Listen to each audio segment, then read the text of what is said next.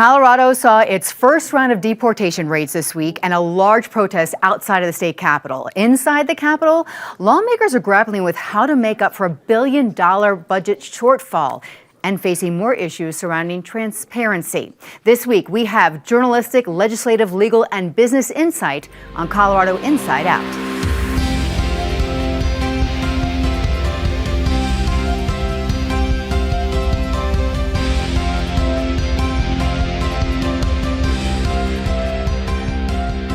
Hi, everyone. I'm Kyle Dyer. Let me get right to introducing you to this week's Insider panel. We have Patty Calhoun, founder and editor of Westward, Marianne Goodland, chief legislative reporter for Colorado Politics and the Denver and Colorado Springs Gazettes, Tyrone Glover, civil rights and criminal defense attorney here in Denver, and Carly West, vice president of government affairs at the Denver Metro Chamber of Commerce. This week, Colorado saw its first round of immigration raids. Agents with ICE, the FBI, DEA, ATF, and the Marshal Service all went into apartment complexes throughout the metro area searching for immigrants here illegally, including Venezuelan gang members. There were protests at some of the apartment complexes as well while the raids were taking place. And then hours later, a massive crowd gathered outside of the state capitol for an already planned protest against policies with the new administration. Patty, I'll start with you. Well, we were in the belly of the beast because our office is right at 13th and Lincoln, so you watched the crowds come, even as you're hearing the news pour out about the immigration raids. And it was hundreds, maybe at noon, but it did get, I think, up into the thousands before the end of the day. People very upset, a lot of Mexican signs, a lot of signs from other refugee groups, very concerned about the raids that are happening. We still don't know a whole lot about the raids. We know it happened because ICE told us it was happening. The DEA told us it was happening. Some of it you can see was offshoots of that earlier raid at the party because they were definitely focused on drugs, the DEA, and they were focused on the gang members. But we also know from reporting that many apartments were stormed that did not have Venezuelan gang members in them. Some of them, one woman was taken and her two daughters were inside. We'll find out more with time on exactly who was taken and why. Let's hope we find out more in time, but Operation Aurora has definitely begun. Marianne, you were really in the thick of it at the Capitol. Our estimates were that there were probably about 3,000 at the height of the protests mid-afternoon. Those protests continued on well into the evening, and that was deliberate. They wanted to get people who were coming off of work. I mean, this was the middle of the day in a work week. We know that there were a lot of school kids that missed school, and it looked like the vast majority of people, as those raids were announced, the vast majority of people who showed up at the Capitol were carrying Mexican flags and carrying signs about immigration. But there was certainly a lot of anger at the administration over almost everything, almost any issue you could think about. DEI, immigration, LGBTQ issues, lots of anti-Elon Musk signs. But the vast majority was anger over the immigration issue, and I don't think this will be the end of it. And Tyrone, I'm eager to hear your thoughts through your civil rights lens. Yeah, there's ways to enforce laws against criminal organizations, against folks who are committing crimes, right? Against gangs. We have these mechanisms. What happened earlier this week was not that, okay? This was not people showing up. There were some valid search warrants, arguably, to go into certain apartments, but this was an act of terror, showing up in these militarized vehicles, knocking on random doors, waving around administrative warrants, which don't allow them to actually go into someone's domicile, and just trying to essentially scare folks into giving up information, and then who knows what happens after that. So this is just, I think, unfortunate. It's embarrassing. I mean, what's next? Are we going to have Texas agents rappelling out of Black Hawk helicopters into elementary school courtyards? I mean, this in combination with the threats of taking people over to Guantanamo, which there's no real argument for that other than, to really sort of put on a big show. It feels like theater, but it's theater that affects people's lives, and I think is just making us kind of an embarrassment all over the world. Carly. So as the Chamber of Commerce, we're obviously hearing from businesses who have a lot of uncertainty around this. If ICE shows up at our business, at our office, what should we do? What should we not do? So first want to say there are resources available for businesses who have questions about what to do. And first and foremost, they should make a plan that they share with their managers and employees. Things that on the front end include making sure that all of your documentation is in order, making sure I-9s are filled out correctly, things along those lines. But in the event that there is an ICE raid at your facility, knowing your rights and responsibilities is really important, making sure that you designate someone to be the communicator with them, making sure if you do hand over documents that you make copies of those first, and knowing that you've got the right to not sign any paperwork at that time until you've consulted with an attorney. So if people have questions, we as the Chamber are a resource to be able to connect you with some of those answers, but people should know that there are opportunities to find out how to prepare best for the possibility. Okay, all right. And in that same vein, at a lot of these raids, there are other types of rights groups, legal groups, folks there offering information. They are, I think, backed by legitimate organizations and groups, and so they are a great resource. So folks maybe don't necessarily need to be skeptical about that. They're there to help. And there are those resources, but we are hearing some loud chatter saying, well, that's anti-American for you to be telling people what their rights are and what their resources are out there for them. And we've been hearing a lot of that. Well, it's only American to tell people what their rights are. And so I hope these advocates keep going out there. You've got tenants groups, you've got refugee groups that are out there. As soon as they hear of anything, they're on the site. Mm-hmm. Right. We're a nation of laws, right? And no matter how this goes down, it needs to not violate the Constitution. It needs to not violate people's rights. And we should mention a little follow-up from last week since we last spoke about the topic. Denver Mayor Mike Johnston has agreed to go to Washington to testify about Denver's immigration policies. That's coming up on March the 5th. All right, before the Wednesday raids, the new administration called for tariffs. That captured everybody's attention. Concerns were also about, how are we going to be able to afford groceries and things that are coming from different countries. Then at the state capitol, there's also a lot of concern about our state budget, which has a huge shortfall. There's so many different financial conversations going on as well, and you're in the thick of it at the state capitol. I'll start with you, Marianne. Conversations are taking place fast and furious between the Joint Budget Committee, which writes that state budget, and the governor's office on how they're going to fill those holes. And right now, frankly, I'm not seeing a whole lot of answers. One of the answers that the governor is focused on is privatizing Pinnacle Assurance, which is our state's largest workers' compensation provider. It's also the provider of last resort. And this is a huge issue for businesses like construction, high-risk businesses, which even includes home health care. Are they going to be able to afford those premiums if they get privatized? The governor has an expectation that the state could get $300 to $500 million. That could be at least $100 million of that could go into this giant hole in the budget. The folks I'm talking to are skeptical at best. One of the reasons is that the state would have to get the Pinnacle employees out of the state pension plan. That will probably eat up more of that $500 million than I think people anticipate, which means that there's very little left to cover that hole in the budget. Okay, all right, Tyrone. I think there's something intoxicating about going around and picking fights, riding into battle, and I think that's what these tariffs kind of feel like, right? It feels great to go to war, but once you're actually in that, that's when we're starting to see a lot of this instability. You're starting to see what I think the real fallout is potentially going to be, not only on markets but prices, inflation, which we were able to sort of stave off for the last year or so, potentially coming back. It's going to be felt. I mean, this isn't just that moment. This reminds me sort of the moment after the aircraft carrier mission accomplished, the F-14s riding down. That felt great, but then, 6 months, a year later, when we're in the thick of what this really actually means for folks' everyday's lives, it's to be continued. We shall see. We do know that at the state level, there are policies that are contributing to unaffordability and other challenges as well.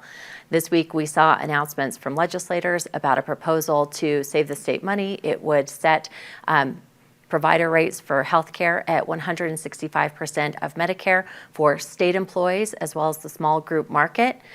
It's anticipated to save the state about $40 million, but the problem is just because we pay less for something doesn't mean that the cost of that service is any less. It's like a balloon. You squeeze it on one side and it's not smaller, it just pops out somewhere else. So the concern here is that while we'll see savings for the state that'll help solve that deficit in the state budget and see savings for those state employees and a handful of private sector, at the end of the day, what's going to happen is we're going to see the vast majority of employees who get their health care through their employer paying more to make up for that savings. There's another issue in that, and that is the impact that it could have on the true safety net, which is our hospitals. Absolutely. Our hospitals can't, most hospitals, with the exception of maybe the biggest ones, University Hospital, those kinds of things, are already operating on such thin margins, and they're going to be required to cover some of this, and they're telling us they can't afford it. The rural hospitals in particular, this could be the tipping point for a lot of those very small safety net providers. And again, with the uncertainty at the federal level, we don't know what federal funds are going to be changing that flow to those hospitals. So there's additional layers of uncertainty there. Patty, your thoughts? The certainty we saw this week was run on liquor stores to buy tequila, which can only be made in Mexico, get those avocados for Super Bowl. Those of us in the media, we're looking at increased newsprint costs from Canada, soon to be our 51st state.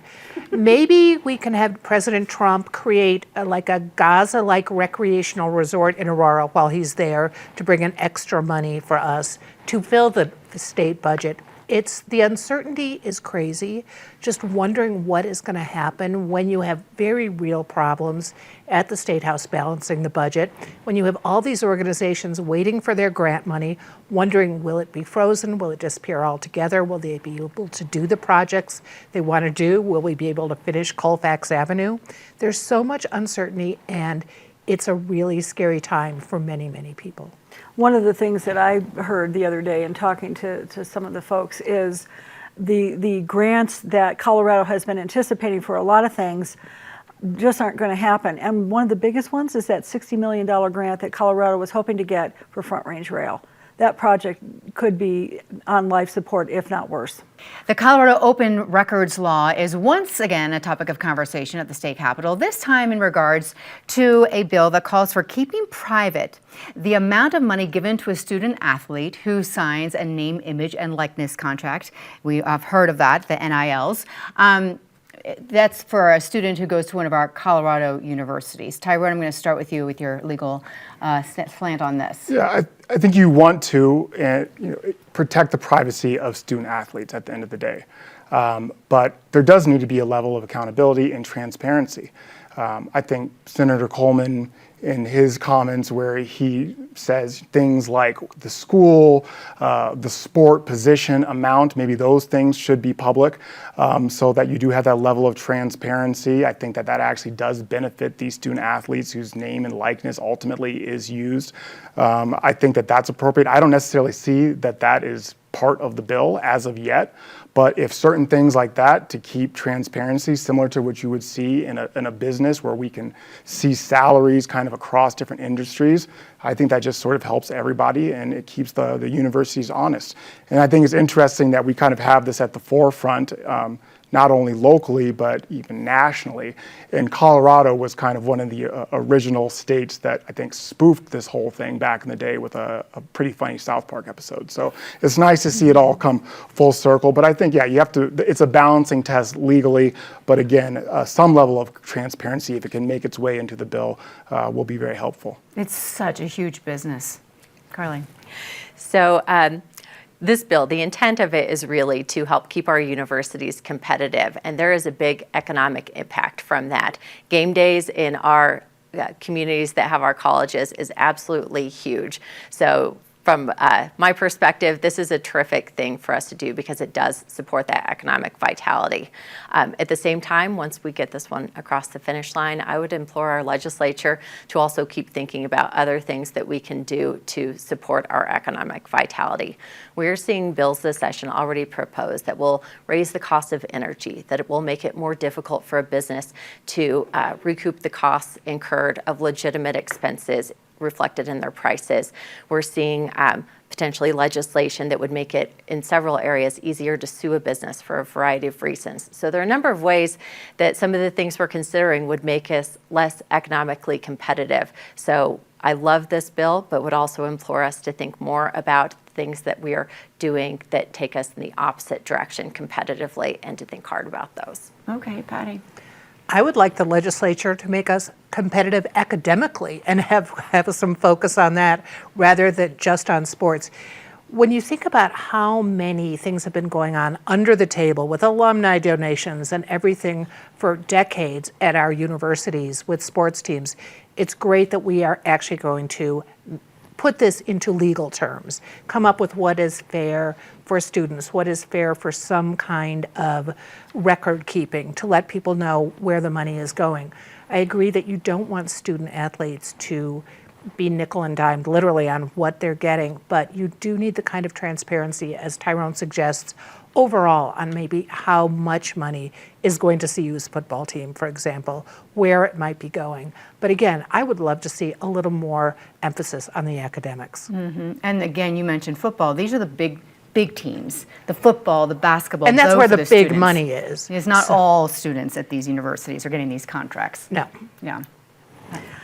Boy, this is such a huge issue. I want to get to the open records aspect of this. This is a legislature last year, this year, that has really become very anti-governmental transparency. We had a bill last year that allows the legislature to do a lot more of its business behind the scenes, and of which there's been a lot of criticism. And then you have this bill, which is being run by a lawmaker whose district includes the University of Colorado. Surprise, surprise. This is a huge issue in a lot of different ways. Number one, if most of the NIL money is going to the highest paid sports, which is men's basketball and football, and this is primarily in the Power 5 conferences, which CU is, of course, is a member of one of those conferences. How do you know that if you're not getting to find out how much of the university's revenue, because that's where a lot of this money is. It's not just from outside agents and that. This is money the universities are paying the students. Don't we have a right to know how much of university money is going to these students? If men's basketball and football programs are the ones where all the money is going, how do we know that women's athletics is being treated equally? The answer is, under this bill, we don't. Mm-hmm. Okay. And I think that the data that would be enlightening to all of that, we could get without having to sacrifice privacy concerns for these student athletes. So hopefully that makes it in at some point. Okay. All right. I want to pick up where we left off at the end of last week's show when we were discussing the impact of preservationist and developer Dana Crawford, who passed away. After the recording of the show, we learned of the passing of another great civic leader, Daniel Ritchie. So I'd like to open this conversation about you sharing impact on what he brought to our community, to our state. And also, I'm just kind of curious, you know, we're losing a generation of great civic leaders, it seems so much lately.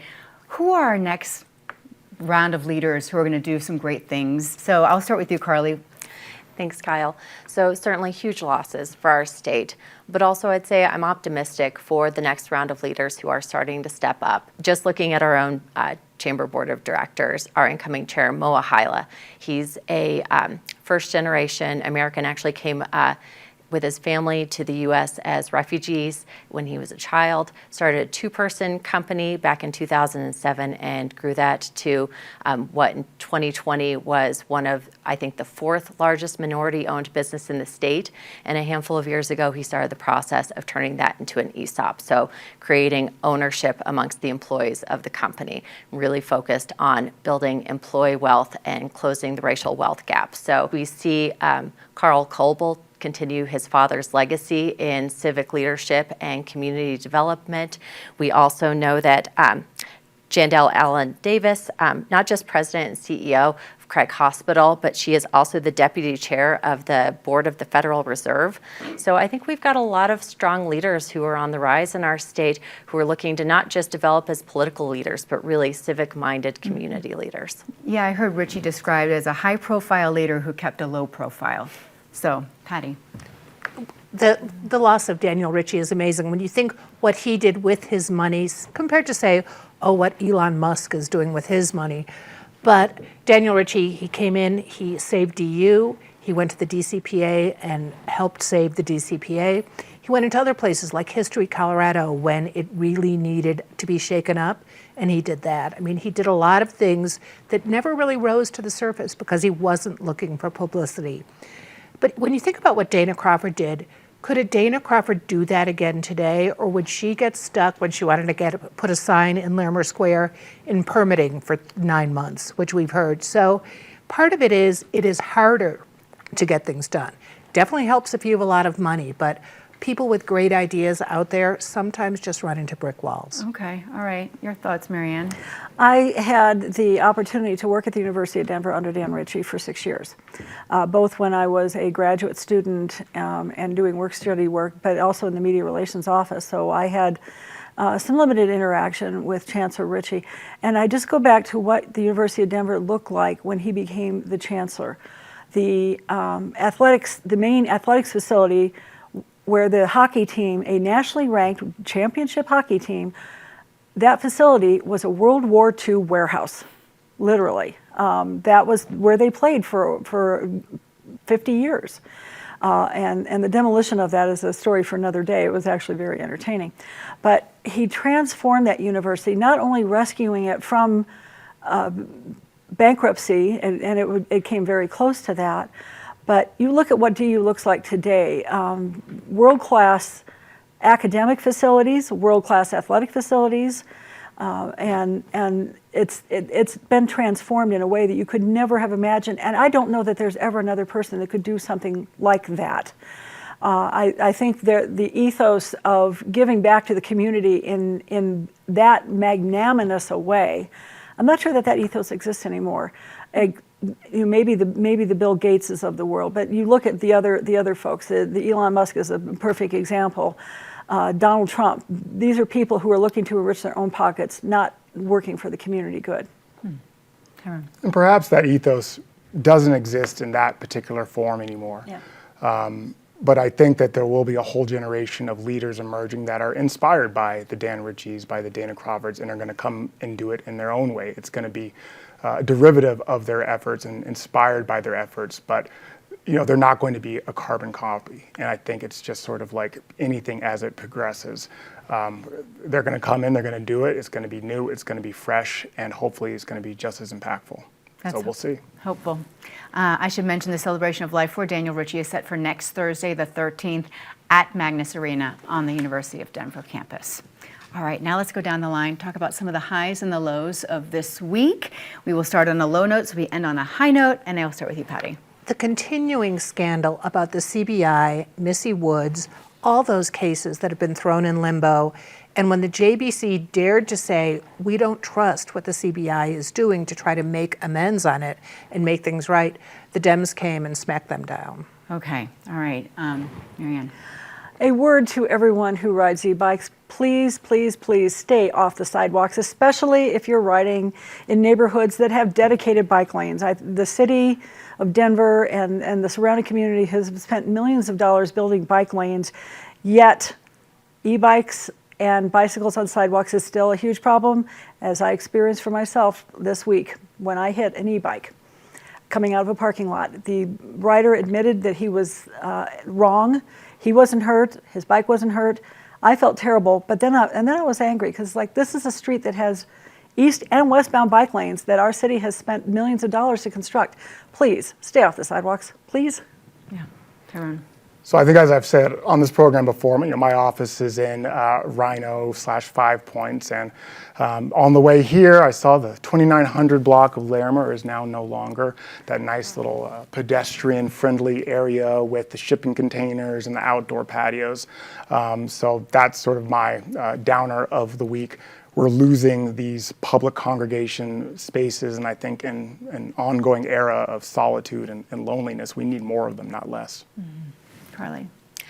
Everyone is getting sick. I've got a sick kiddo at home. We've seen influenza A knock down some very young, healthy people. Just a reminder, it is not too late to get your flu shot, and everybody wash your hands. Mm-hmm. Yes, thanks, Mom. All right, something positive. One of the reasons we know as much as we do about the raids on Wednesday are good journalists. And Kevin Beatty from Denverite, who got into an apartment early because he found out about it, did a great job. I gave him a Best of Denver last year, and he continues to show what journalism can really do. Mine's a little bittersweet. Last Saturday, the Denver Press Club had the honor of a celebration of life for Cynthia Hessen, the longtime, groundbreaking journalist who worked for Rocky Mountain PBS, worked for several TV channels, just a real trailblazer. She was also the first woman president of the Denver Press Club. We were honored to celebrate her life, and thanks to Amanda Mountain and Rocky Mountain PBS, they are initiating a scholarship in her honor that the Press Club will contribute to and give out beginning next year. That's wonderful. That's good. Thank you. This Tuesday, we had the RTD free ride to commemorate Rosa Parks, it's just such I think a cool event to have done in February, and especially in a year where Black History Month and other sort of affinity months and recognitions like that are under attack, and our public transportation systems are also under attack. To see them come together in such a galvanizing way is still such a great positive thing. Mm-hmm.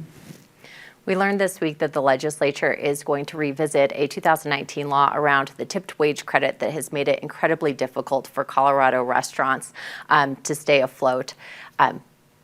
Very excited to see a change there. Unfortunately, it comes too late for the 200 plus restaurants that have closed this year, but at the same time, it's almost like planting a tree. While the right time to have gotten it right would have been back in 2019 when restaurants expressed concerns, the next best time is today.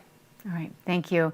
And my high comes from a big low. I want to give a shout out to those people who were out at Washington Park last Sunday when a senseless shooting occurred on what was otherwise a beautiful day in Denver. There was a young man who was shot by a random bullet, and it is so heartening to know that fellow parkgoers rushed to his aid and comforted and helped him until the EMTs arrived. And he is alive, and he is recovering.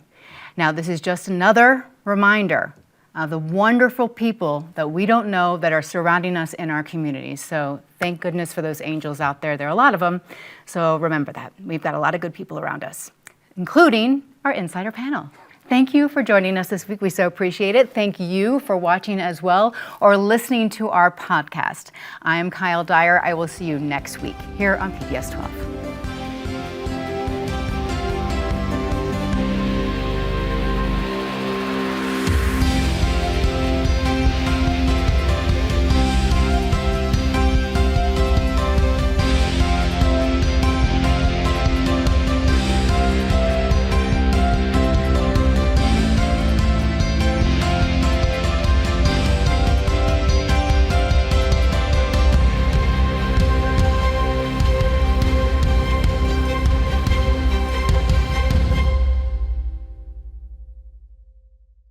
PBS 12 believes in the power of original, local programming. Help us bring more shows, like the one you just watched, by donating at pbs12.org/program support today.